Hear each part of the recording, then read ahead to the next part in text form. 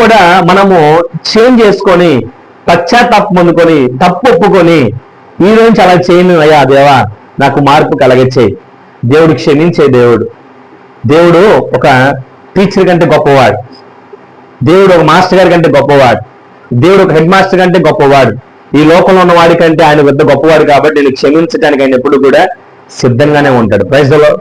ఒక స్టూడెంట్ కి తెలుసు, మాస్టర్ గారు క్షమించాలంటే sir please sir, I'm sorry sir, ఇది ఒక్కసారి తప్పు జరిగింది సార్, ఇక మీద నేను అలా ఉన్నాను సార్ అంటే, సరే ఇది ఒక్కసారి అని చెప్పి ఒక చిన్న దెబ్బ కొట్టి కూర్చోమంటాడు. Praise the lord.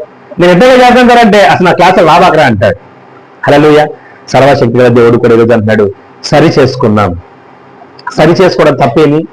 పశ్చాత్తాపం, బైబిల్లో మాట ఉంటుంది ఏంటంటే, మన యొక్క పాపములు దాచిపెట్టుకుంటే వాడు వర్ధిల్లడు.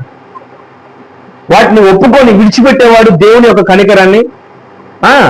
మన అతిక్రమాలు మనకు తెలుసు, మన పాపం మనకు తెలుసు, మన యొక్క మాటలు మనకు తెలుసు. అతిక్రమము దాచిపెట్టుకోవటం వల్ల నువ్వేం చేయబడతావు అంటే శపించబడతావు. సో వాటిని వెంటనే ఏం చేయాలా?